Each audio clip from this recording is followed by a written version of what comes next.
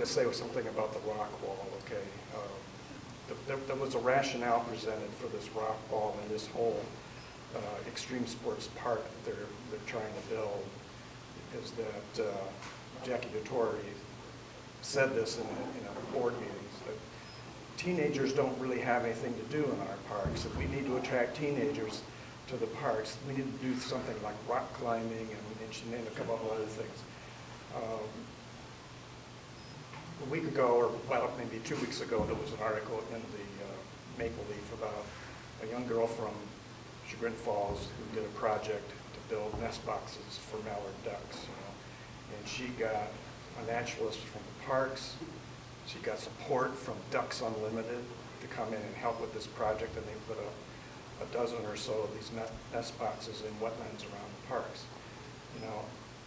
There's something a teenage student came up with on her own and was able to use the park's already existing resources, the naturalists and their expertise, as well as the natural areas and the wildlife in the parks, to do something that's not a momentary thrill, but an experience that's going to last a lifetime for her.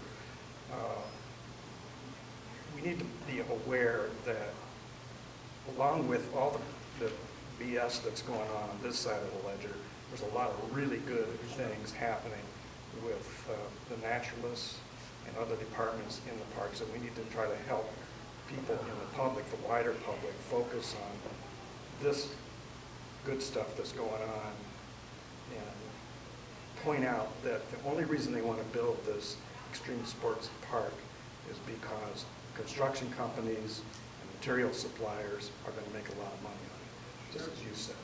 Okay, that's the same thing that happened to Bass Lake 2 years ago. It ended up getting ripped out. They didn't care that it got ripped out. It wasn't there for a purpose. It was there just to soak up money and put it in somebody's pocket. Wasn't that commissioner that went and investigated that, he reviewed the parks, he was let go with it if you want? Yes. Yeah, right. He was appointed and gone. Right. When he said they shouldn't do that. Right. Why does Brindle run on a vote? It seems to me the crux of the matter is Brindle, and the effort should be placed in trying to encourage somebody to oppose him and get him out of office. Right. So I mean, anybody in this room who has the ability to have some input in the Republican Party in this county should be talking to those people and saying you need to run somebody against him the next time. Unfortunately, we're still 3 years away from that, right? Yeah, he's got a 6-year term. So I know, but I mean, it seems like now would be the time to try to. absolutely, I agree with that. Absolutely. Have any of the investigative reporters from TV delved into this situation? I mean, it sounds like it's a real rat's nest of Let's do violation. national news. I mean, I can see Carl Monday getting into this and doing a big expose. We've had a few people, call and talk to us a little bit, but it usually gets superseded by some other bigger, it's seen to be pretty parochial. The bigger picture is that this kind of problem is happening in parks all over the state, all over the county, all over the country. But it's happening in different ways, and it's not happening quite as blatantly as it is in Geauga County. But if you know somebody who's an investigative reporter, Yeah, we would love that We attention. have plenty of information. Yeah. And the other second part of my question was the firearm safety classes they want to start holding in the parks. And then they're talking about putting in a firing range for the classes. Is that against their policy? So I was at the park, that was the park board meeting that had the snowstorm and just 3 of us were there. And one of the new park commissioners said, he surprised us by actually saying something, but what he said was that he had spent a day with a ranger, or spent some time with a ranger to see the park, and how great the rangers were, which they are. And he thought the ranger was a great guy and would be a good mentor for kids. And I'm not going to go into the details of his whole explanation there because it was sickening, but he said, why aren't we using these rangers to mentor children? And why don't we reopen that firing range at Chickagami and teach kids firearm safety? Because then we wouldn't have all these bad things happening. The other park commissioner, who has never said anything the entire time, spoke up and said, we should start it as young as 6-year-olds. So I called this the kindergarten gun training program. So not that we think gun training should not happen someplace, but I think if we looked at our standards up there, we might say that gun training doesn't really fit in with the mission of the parks. Plus, the rangers already have a job. They're not there to be, you know, mentors to kids or teachers to kids. I mean, that's, because that discussion then became, why don't we do it like we do nature scopes and have all the schools send buses of kids to come do this? So they were all very happy about using the natural resource of ammunition or whatever, rather than talking about junior naturalists or junior astronomers or junior biologists, the kind of things that fit more with the park. So you saw Carolyn Morrow, who was at the park board meeting, wrote a letter to the editor. She was at that meeting and was pretty appalled by that. The change of focus from plants, nature, I heard they sky. want to put the range back in Chicken. They want to put the gun range back. Yeah, the interesting thing about that is when the park bought that from the Boy Scouts, they spent well over $10,000 to clean up all the spent shells that Right. were polluting the ground. Yeah. And we have, John, one of our early meetings, raised the issue, if you're going to do deer hunting, require steel shot instead of lead shot because of the pollution issues, and we're not interested in that. It's all over the place, yeah. I think you've been trying to say something. Sorry about that. Well, I think early on, Captain, you mentioned something about a 2015 survey that was done. That was done by the park or This- for the park? The park contracted a survey company to do a survey. The survey was a somewhat biased survey to begin with, but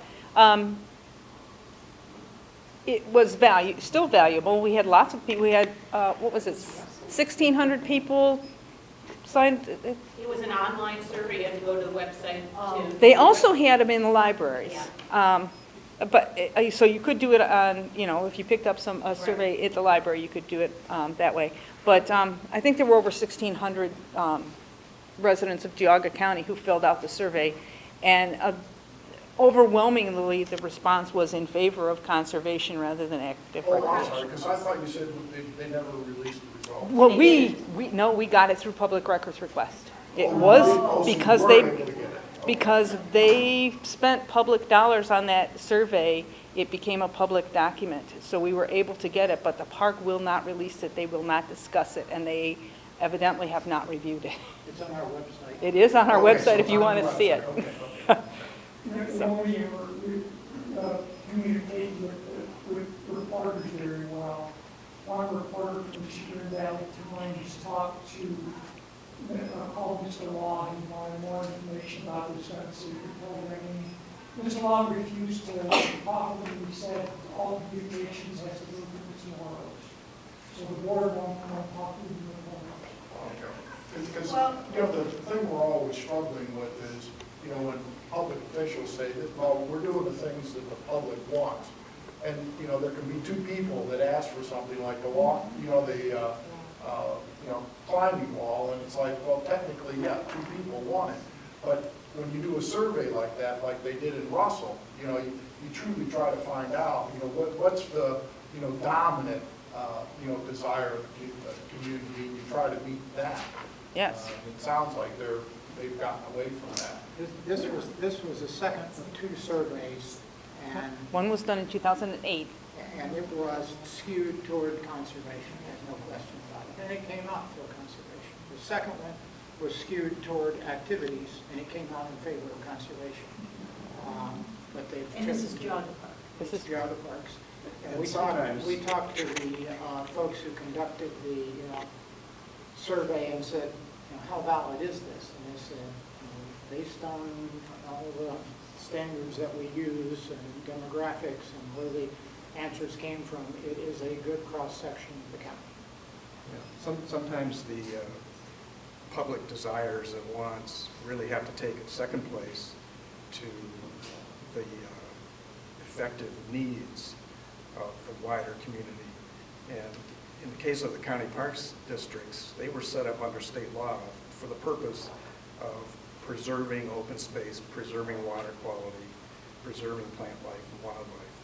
You know, so if you read the law, there are a lot of things that maybe you might want to do, and maybe even the majority of the public might want to do, that you really can't do in the county park districts because of the way the law's written. And to a large extent, these days, people have kind of forgotten that. And they said, well, you know, we've got 10 people over here that want to climb a rock wall, we're going to build one. And hell with whatever the law states and